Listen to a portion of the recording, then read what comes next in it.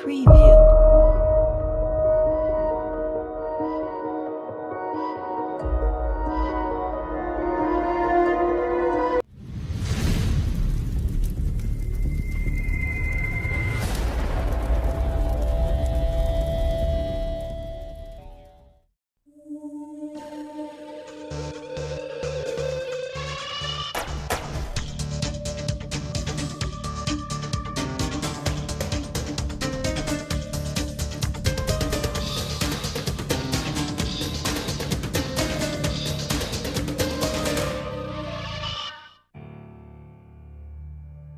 UFOs, unidentified flying objects.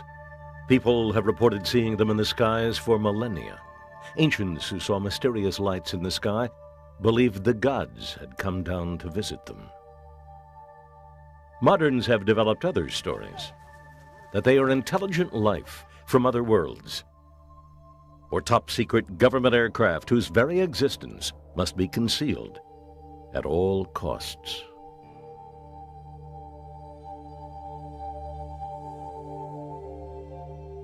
There is a small network of dedicated and sometimes fanatical people who search for answers to the UFO phenomenon. They cite thousands of UFO incidents throughout history as possible evidence of alien craft visiting Earth. Their nemesis, the United States government. UFO believers say the U.S. government routinely withholds information about unidentified flying objects, both to protect clandestine military projects and to keep sensitive intelligence about extraterrestrial technology hidden from the public.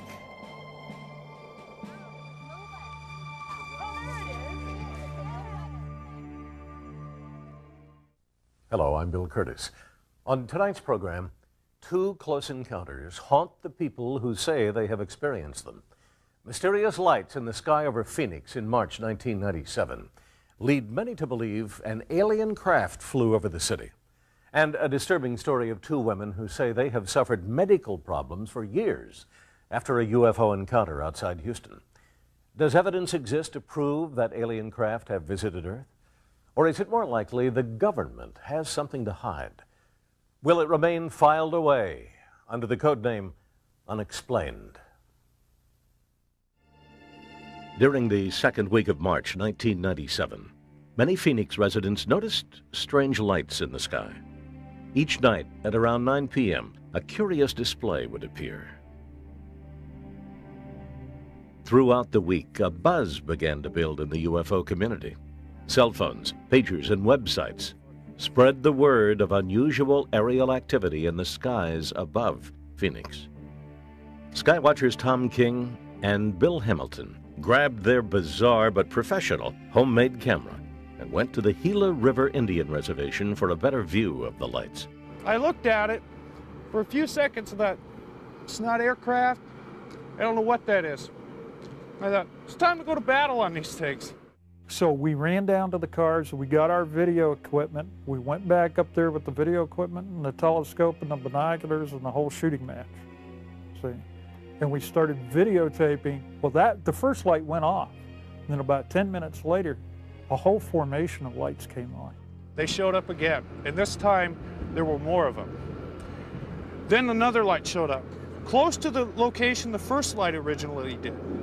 And then a minute later, a woman screamed, "There's another one." I didn't know which one to film. They were so far apart. But then another one came on until there were four. I said, this is a major sighting, because this doesn't happen normally. These things were close. They were about the size of your thumb with your hand extended of your thumbnail. They were like orange suns, very bright, but they illuminated nothing around them. I mean, nothing. There's four of them. Look at there's three of them all together. I got the third one popping. Over to your left. There's one behind the chimney. One just flared up. I got four of them. Major sighting here. No, there's five. Oh! Another one just showed up. Whoa! Maybe somebody's setting up lights. See that? No, those are in the sky. Holy. Mike Kristen watched the lights from a position 40 miles north of where Tom King was filming. For over 3 minutes, Kristen recorded the exciting display. So when I saw this light, I figured, well, I'm going to get it on tape, at least show it to somebody, maybe they can tell me what it is. Well, as I was filming this light, then all of a sudden, all this entire display and sequence of lights start to come on over here, and it was like hitting the jackpot. Figure this one out. There's a double. There's a third one. I was pretty steady with the camera. The only mistake I made at court was going in and out with the thing, and I was starting to get blossoming in the lights. But then I called my wife, and she came out here, and she was pretty excited. And what I filmed was at 10 o'clock at night, and apparently sightings of the flyover occurred from 8:15 that night all the way to 10 o'clock. That there were many, many witnesses to it. Hey, Sue, take a look at this. Submitted for your approval. What have we got here? Oh my God! I hit pay dirt, finally.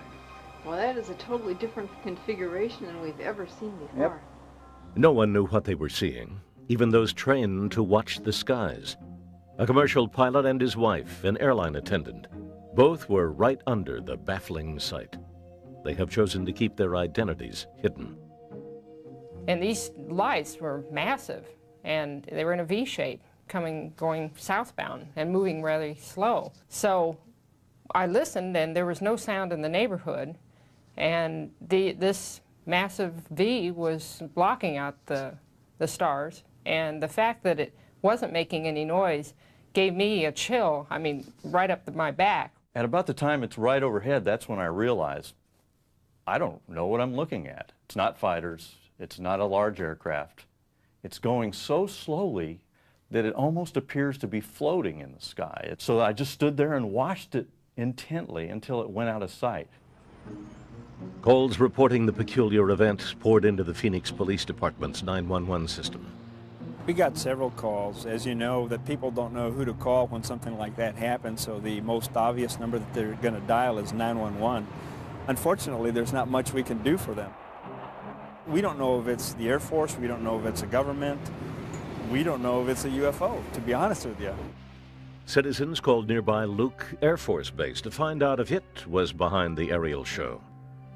In the weeks following March 13th, the Air Force did not comment, but the Arizona National Guard claimed it had no planes on maneuvers that evening and said its radar detected nothing unusual in the sky. Despite the denial, the Phoenix Police Department insisted that the military must have been up to something. We've got New Mexico to the east, we got California to the west. A lot of missiles are launched on a clear night. You can see them for miles. We can see them here in Phoenix. When you see something that's unexplained, it's probably going to be something else with the Air Force or somebody doing a launch. But many weren't buying this explanation. Phoenix City Councilwoman Frances Barwood decided to raise the issue during a council meeting. Apparently, the Air Force nobody is doing any investigation on it, and I'd just like to know if anybody has any information from the city and if the city is checking into it. Apparently, from what I saw on television, it was about the size of a football field, and there was 7 lights, and they all moved together like they were attached to something. So we don't know if it was a prank or, something that was just huge out there, but, kind of curious, especially since people are starting to ask more questions. Thanks. Thank you. There was this silence, and then they went on, and it was like, okay, what was wrong? After the meeting, one of the deputy city managers came over to me and said they really didn't want to deal with it, and I shouldn't have asked the question, that I opened Pandora's box. Following the meeting, Barwood was ridiculed in the press and by some colleagues in City Hall. To Councilwoman Barwood and many puzzled citizens, it was clear the city had no intention of taking her seriously or conducting an investigation. The March 13th, 1997 sighting over Phoenix was one of the most widely viewed UFO events ever recorded. Thousands of witnesses reported seeing the lights, and it was captured on videotape, making this UFO sighting unique. While the public demanded explanations, the military declined to comment, and the city government ignored requests for an investigation. These skywatchers decided to take matters into their own hands. Ted Lohman was one of the most prominent UFO investigators to enter the fray. Lohman is a metallurgist who in the late 1980s was nearly blinded in an industrial accident. During his recovery, his father shared with him a lifelong interest in UFOs. Lohman immersed himself in what believers call ufology. Later, he created a television program as a public forum for the UFO issue. I got involved in television through public access in 1991 and set out to show the world, if you would, that the UFO phenomena does exist with credible people speaking on the subject. Ted Lohman was frustrated by the government's refusal to seek an explanation for the Phoenix Lights. National Guard and Air Force officials gave conflicting and what UFO investigators believe were misleading accounts of the sighting. The flow of information was erratic at first. When we tried to go through normal channels, from what the investigators have told me, that they originally called Luke Air Force Base. The woman at the end of the phone said, yes, we're having a rash of calls. Within a matter of minutes, they turned around and said, no, nothing is happening. Then they come out with something else months later saying, oh, there were flares in the area. The Arizona National Guard originally claimed it had no planes in the sky on March 13th. In May, after USA Today published an article about the incident, it changed its story, saying the visiting Maryland National Guard had dropped flares over the Gila River Gunnery Range in training exercises. Lohman decided to have the Phoenix Lights home video footage analyzed to see if this new explanation could be confirmed. When I receive something like the Phoenix Lights, you have to take it to people that deal with this. So I either get in touch with Jim Dilatoso or somebody that is in the field that I feel confident that will look at this with an open mind and tell me what they believe that it is. Jim Dilatoso is a UFO enthusiast and president of a company which produces computer graphics for entertainment and aerospace clients. He frequently collaborates with UFO investigators, analyzing film and videotape of alleged sightings. We've been investigating UFO pictures for over 20 years for other investigators. We're like a police lab. We don't publish reports. We give information back to other investigators. We do it for people in Russia and Brazil and Florida and Canada and all over. So when the Phoenix Lights happened in March 1997, we opened it to the lab to investigate and measure it. Not trying to prove or disprove that it's an extraterrestrial spacecraft. I'm measuring for data. Dilatoso supports Lohman's belief that the Phoenix sighting can't be dismissed by the explanation of flares. So we can compare to airplane lights, car lights, hail-bop, flares, and see if we get a match. We didn't get a match. Geophysically, when we triangulate or quintangulate the 5 different videos that have been shot, we position it in a location that isn't even remotely close to where the National Guard allegedly set off flares. And that only lasted 10 minutes, the setting off of flares. This event happened for hours on the night of March 13th. Many witnesses dispute the location where the military claims the flares were dropped. They also insist the lights didn't descend or illuminate the surrounding mountains the way flares would have. And I'd just like to say that the V of lights that I saw that night was absolutely not flares. I've dropped these flares from my helicopter in Vietnam. I've been on the ground in Vietnam when the flares have been deployed above me. I've seen the flares from fighters being dropped by other fighters. Flares have a real distinctive flickering. They're suspended by parachutes so they wouldn't stay in a perfect V orientation as they traversed all the way across the sky. Were there flares? Possibly. The Army or the Air Force says there were. I believe that something else was going on. What was going on was a show. It was for the people in the Phoenix area. It lasted too long to be a set of 5 flares, and that was it. What really happened on March 13th, 1997? Did thousands of Phoenix residents see an extraterrestrial craft pass over them between the hours of 8:30 and 10 p.m.? Skeptics question the investigative techniques of the so-called ufologists. The burden of proof on a UFO event is on the person telling the story, not on the person debunking it. You must, if in science and really in life, your proof must be so that there's no other explanation that is more logical, more easily accepted, more likely to have happened. Months later, the Arizona National Guard finally gave an official explanation for the lights over Phoenix. They claimed the sightings were caused by a visiting air unit on maneuvers over southern Arizona. The 8:30 tape was a formation of aircraft flying through the area. Later that night, around 10 o'clock, these were flares that were dropped by a Maryland Air National Guard unit flying A-10s on the range southeast of Phoenix. All that anyone saw was a bunch of lights, and some people connected the dots and made this one object. Even some in the UFO community say flares could have been responsible for the sightings that occurred at 10 o'clock, but say conventional aircraft could not cause the flying V formation seen by witnesses between 8 and 10.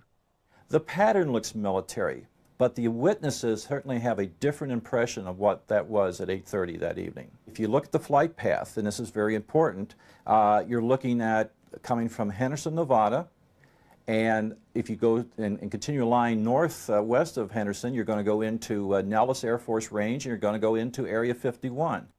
Area 51 is the Shangri-La of the UFO community, a military base in the Nevada desert, undeclared on any government map. The UFO community believes that the government hides many of its UFO secrets at the infamous base. The first reports came from the northwest and directly in line with that corridor. Now, a lot of speculation was brought about by being something coming from Nellis Air Force or Area 51, a super secret, some type of a spy plane that came in this direction. These skywatchers aren't certain they know what made the March 13th lights. Theories of spy planes proliferate alongside claims of alien craft. But they are united in demanding that the government release whatever facts it has to the public. I think I can speak for the majority of the people within the field of ufology that we want to get the truth out. We might not want to know what the truth is once we get it, but we want to know the truth. Many people, including at least one city councilwoman, has asked for an investigation on what happened. When I work and I pay taxes, I pay for that jet fuel and those jets they train in. And when I have a serious question and evidence of what I captured on tape, I demand some answers. I think there's an unwritten law that you don't ask about these things if you're in government. And, you know, they have made fun of so many people that have said, well, they saw something. I've never seen anything in my life, but obviously something was out there that night. Hundreds of people have told me what they saw. They all described the same thing. There was something there. Despite the clamoring from the UFO community, the military has insisted it has nothing further to say about the Phoenix lights of March 1997. Wait, where? Another one, too. Where? Major sighting here. Some people join the UFO community as a result of what they call a close encounter. They believe they have seen aliens, an alien craft, or simply something they can't explain. Two women say their lives were disastrously altered by an encounter with an unidentified craft, and the UFO community was the only place they could turn to for help. Betty Cash owned a cafe in Dayton, a small town 40 miles north of Houston, Texas. Her friend, Vicki Landrum, worked with her as a waitress. At 7 p.m. on December 29, 1980, the two women drove to a church in New Caney, Texas, with Vicki's 6-year-old grandson Colby for a bingo game. When they discovered that the game had been canceled, the three headed home at about 9 p.m. We started back out of New Caney into Dayton. All of a sudden, Colby looked up and he said, "Grandma, what's that bright light?" It was where I could not even see the middle of the highway because the light was so bright. And Vicki screamed for me to She said, Betty, it's coming right at us, stop. And it had been raining, so we couldn't get off the road and turn around and go back. So we just had to stop. I got out on the passenger side, holding Colby, and Betty walked to the front of the car and stood there looking up. And I was screaming for her to get back in the car because I was afraid she was going to get burned up. The three had stumbled onto what appeared to be an aircraft in distress. The vehicle sent down a stream of heat and flame onto the asphalt and the occupants of the car. It was a diamond-shaped thing. I mean, it was similar to this, and there was flames coming out of the bottom of it. My curiosity's bad, and I was going to try to find out what it was. The light was so bright, it was blinding me. And I was standing there trying to find out everything I could. And so Vicki kept screaming for me to get back in the car, that we were all going to burn to death. I just grabbed the door handle, and when I did, it just pulled all the meat off my hand. Flames from the craft had heated the automobile's exterior to scalding levels, burning Betty when she opened the door. Once inside, she turned on the air conditioner to try and cool the car, which had become unbearably hot. Terrified, they watched the craft struggle to regain flight for what they estimated was nearly 10 minutes. When it finally raised above the road, Betty Cash drove her car away from the scene. It kept going up and coming down. And so finally it went slowly up, and it moved slowly, not flew away, slowly toward Houston. And just as it began pulling away, we began seeing helicopters. And they wasn't the little bitty kind. They were the kind they used to parachute people out. I counted 23. Vicki said she counted, I think it's 21. But we were all so excited and terrified, we didn't know what to do. They were chasing the object. They didn't even let on like they knew that we were down there. So they were going in the same direction the object was. And they were losing no time getting there. Betty Cash frantically drove away to escape the craft as Vicki Landrum tried to console her grandson. But as they raced down the rural highway, they kept crossing paths with the strange caravan. We drove about 8 miles. There was a whole bunch of helicopters that were flying in with their searchlights on. They flew over us, and they were the big kind. Betty Cash, though badly burned on her hand, neck, head, and chest, managed to drive the car home to Dayton. Vicki had burns on her face, Colby on his back.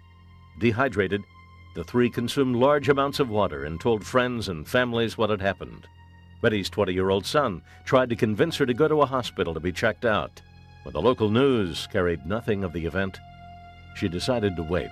He begged me to go that night, and I told him what had happened. And I said, Toby, if we go to a doctor's, they'll think we're crazy. I said, I've got to go on to bed. So I did. I went on to bed, and I was so sick all night, up chucking. The next morning I woke up, and there was big gobs of hair on my pillow. And I had blisters just all over my face. For several days, the women refused medical attention, fearing they wouldn't be believed. When Betty's condition worsened, she relented, and all three went to the hospital. And we didn't know we were hurt that bad. And when we did go to the hospital, the little boy told them that, because I had told him I'd whip him, but the little boy said, you can whip me now, but I'm going to tell the doctor what happened to us.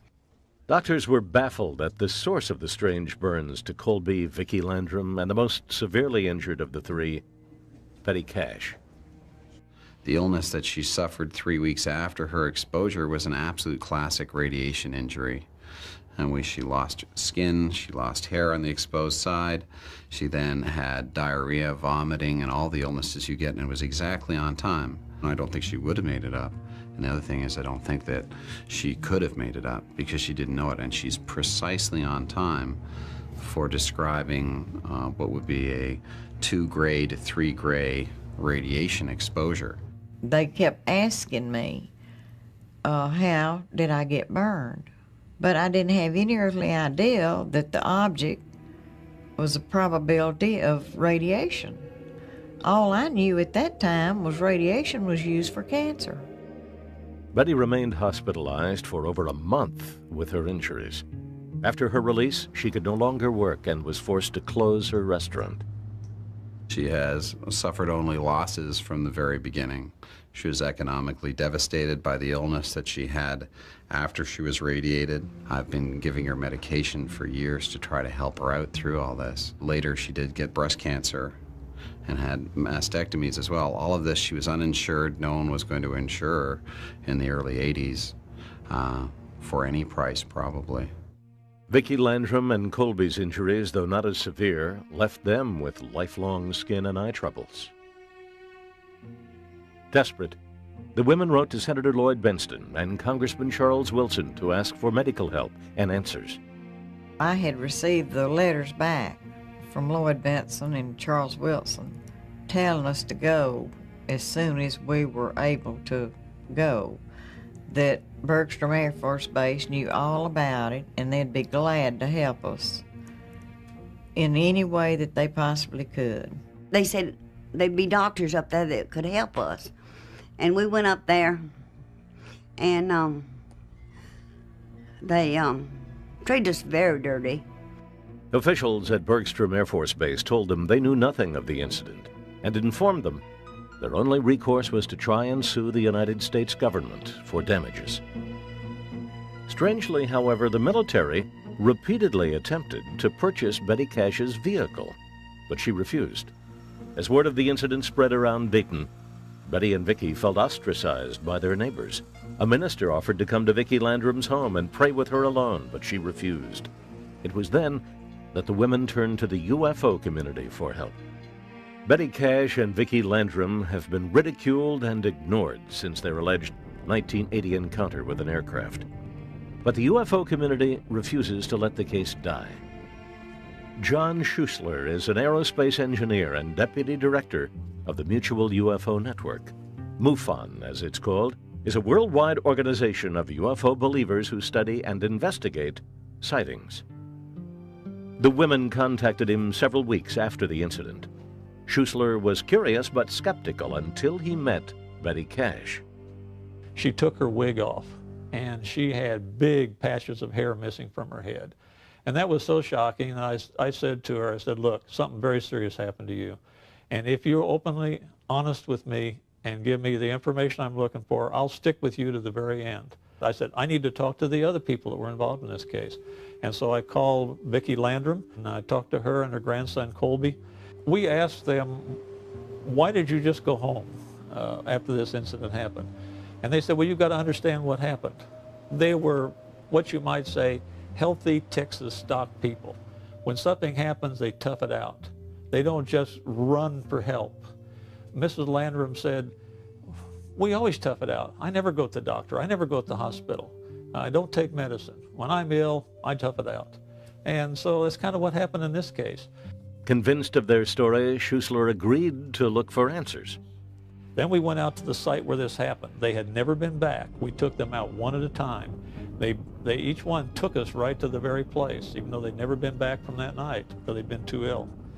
And we walked through the scenario, and we timed it, and we understood what happened, and we looked at the roadway that was burned and the trees that were burned. And we saw the emotions in these people when they got back to the place. They just broke down, completely broke down, cried. And they were so frightened from it, they still didn't want to be there. And after that, we decided, well, we'll let them go home, and then we'll start walking the roadways. Schuessler began to canvass the area for witnesses to the incident. His investigation revealed that a Dayton police officer and his wife saw military helicopters in the sky on the night of December 29, 1980. We had other witnesses too, civilian witnesses that weren't as alert about what helicopters are, but they could describe them with two rotors on them that made them very unique. and there was no one else but the military flew twin-rotor helicopters in 1980. We started asking for those kind of records from the military. We were just completely stonewalled, just like these people didn't exist and the information didn't exist. And so that started our quest for more information and a long, long, drawn-out investigation.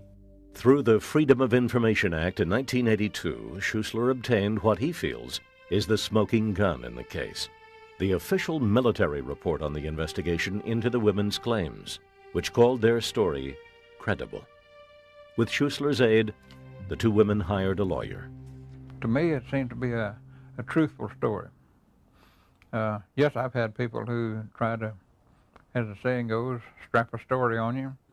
I don't believe they were doing that. And the evidence contradicted that too. Nearly 6 years after the alleged incident, Betty Cash and Vicki Landrum believed they might finally get some relief. They filed suit with the U.S. Attorney's Office in Houston, and a preliminary hearing was set for August 1986. Of course, the federal government denied they had any connection with anything like this, and we didn't have any way of proving that the federal government was involved. All we could prove is the women were injured. Who injured them? We couldn't prove it. And so the judge says, I'm dismissing the case. Their hopes crushed, Betty Cash and Vicki Landrum eventually left Texas to escape the painful memories of their ordeal. 18 years after the original incident, after the tabloids and local press tired of their story, another UFO investigator still searched for the answers. We're coming into Dayton, Texas. You know, there's a mystery here. I've done investigations, I've done undercover operations, I've been involved in homicide investigations, and there's hard evidence, there's eyewitness testimony.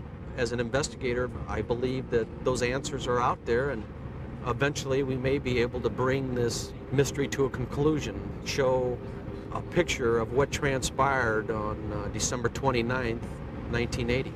Ken Storch is a police officer in suburban Denver, a member of the Mutual UFO Network, and a former U.S. Air Force sergeant. During his military service, Storch says he was forced to sign a document preventing him from discussing a UFO incident.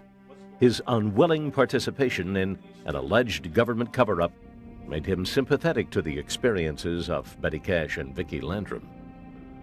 Betty Cash and Vicki Landrum and Colby came around that corner and were confronted with an unknown. There was an object that was brilliant, diamond-shaped, emitting a high intensity, they say a flame, light of some sort, a power source. According to Betty Cash and Vicki Landrum and John Schuessler, the craft, when it came down from the sky, irradiated an intense heat, causing the blacktop to bubble, melt, contaminating the surrounding area. This is a classic encounter, right? We're at ground zero where it happened. This is it right here. John Schuessler visited the site 3 weeks after the incident and noticed changes made to the road. We went back out a few weeks later and looked, and that section of road was dug up and replaced, completely replaced. We contacted all of the road agencies around, state, city, county, and all of them said, we haven't worked on the road. We found some witnesses that said they did see people working on the road, and the trucks that were hauling the stuff away were unmarked. 6 to 8 weeks later, the same crew came back in, tore it up again, and repaved it again, removing, in fact, digging down, removing 8 inches or 6 inches of surface in the process. And if you look closely in this section of between 150, 200 yards, you can see that there's concrete and asphalt, and the texture changes dramatically, and it's just in this one section. I mean, it's not like it's the whole roadway. Storch notes that the changes made to the asphalt surface run parallel to a cluster of small trees lining the roadway. There's young growth here that's just very, very young, and then the trees off in the distance here are probably 40, 50, maybe even older, but this lack of trees in this specific area, I think, indicates that they were removed. Why? Investigators believe the U.S. military repaired the road to hide evidence of Betty Cash and Vicki Landrum's unexplained encounter. I believe that there is evidence yet to be uncovered, and I truly, truly hope that by keeping this in the spotlight, by keeping the pressure on, that we'll be able to get those answers, to get that witness that will come forward and said, hey, I flew the helicopter, I was there, and I feel bad what happened to those two ladies. I think it's very important for the civilian UFO groups to continue to work on this until or unless there's some reason for them not to, and that would be a government disclosure. And when people have UFO encounters, they need help. They just want somebody to tell them they're not crazy. Officials at NASA and Bergstrom Air Force Base declined comment on the case. Betty and Vicki believe the U.S. government has lied to them about their involvement from the beginning. They've ruined my health. They've ruined my life.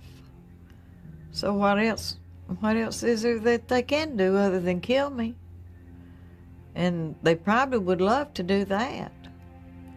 But I'm so stubborn and hard-headed that I'm going to show them I'm going to be around to fight just as long as there's a fight left in me. Are Betty Cash and Vicki Landrum victims of a secret military program gone awry? Has a conspiracy hidden evidence of that fateful night in December 1980? They took the case to court, and they lost in federal court. They could not prove that anything had happened to them that was a result of the government doing anything. I think they got carried away. Remember, there's something like 10% of all UFO reported cases are hoaxes. People fraudulently created this or report something that they know was not true. The UFO investigators see too many coincidences in the case for it to be a fabrication. Any kind of radiation can be mimicked by some other device, admittedly, but it's the combination of effects where you have multiple witnesses, eyewitness reports, substantiating other witnesses, plus the medical evidence in the case that took place at exactly the same time. This case had all of those things. I believe that Betty Cash, Vicki Landrum encountered something. My gut feeling is that the government is involved in it up to their eyebrows. I think that we need to impress upon Uncle Sam to lay those cards down and let us have a look at them and let us evaluate that database. Critics think the UFO community is looking for answers from the government which simply don't exist. If not enough evidence is collected for people to do an objective analysis, no matter how much you think you've had an experience, no matter how strong your recollections, people aren't being cruel when they tell you we can't continue the investigation. They're being realistic. There's no more we can do. Skeptics dispute the conspiracy theories that surround many UFO cases and claim the government has no reason to conceal the truth. You can, after the fact, construct almost any event and make it look very strange and weird. The military, in my experience, does not lie about what it does. It's too concerned about its public relations image. First of all, the government has every reason to lie. And second of all, the government does lie. There are tons of evidence where they've been caught with their hand in the proverbial cookie jar. The Alabama incident involving the black males that were subjected to testing, the GIs that were taken out into the desert in 1940s and 50s and subjected to atomic blast, and the government is turning their back. I would say to this gentleman that crap. Across the United States and around the world, UFO enthusiasts meet to swap stories, share data, and commiserate over the government's unwillingness to comment on these mysterious phenomena. One of the most vocal critics of government secrecy is retired Sergeant Major Robert Dean. He held a high position during the 1960s with NATO. Dean says he saw a top-secret military document containing information about UFO incidents, which he claims nearly brought about World War III. The document essentially dealt with the NATO study of the reality of extraterrestrial intelligence, the UFO matter.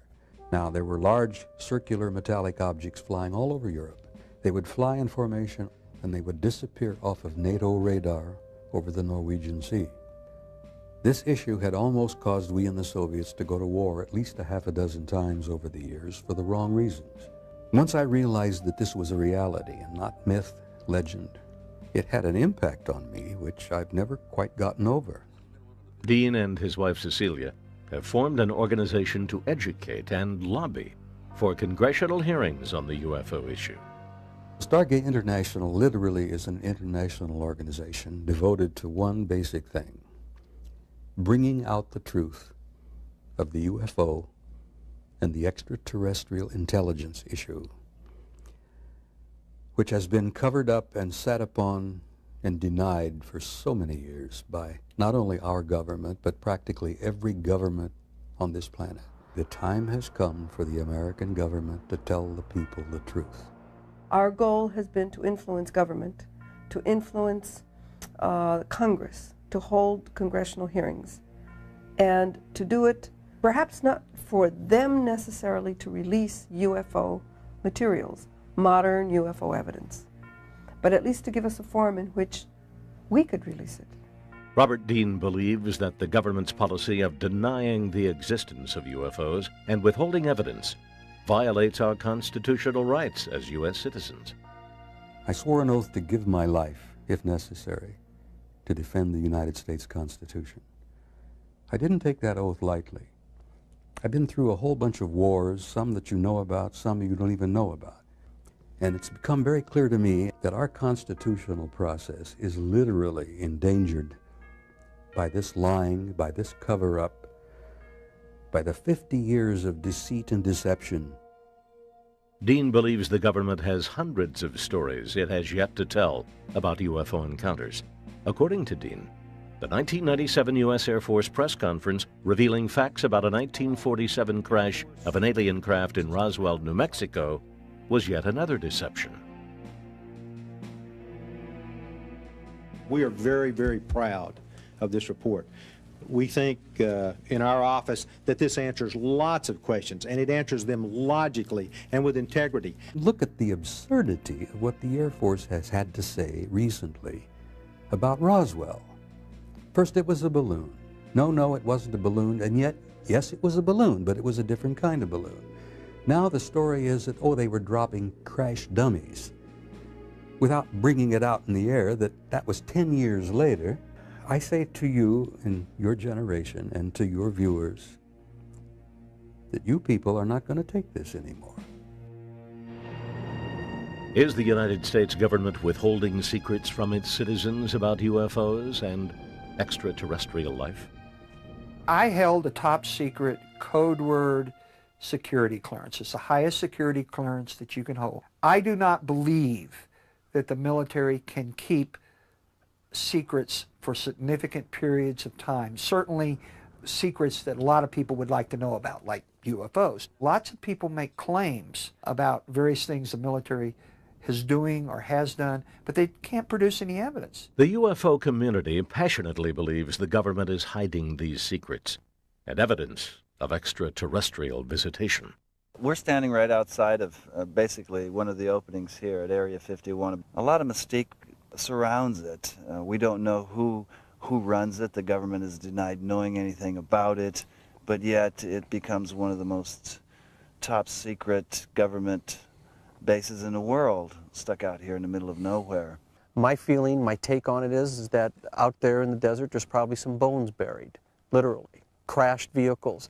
Like Ted said, you know, I hear the stories, I read some of the articles and some of the testimony, but we don't have physically a crashed saucer from Area 51 in our hands and an ET lying beside it that we can show to the rest of the community.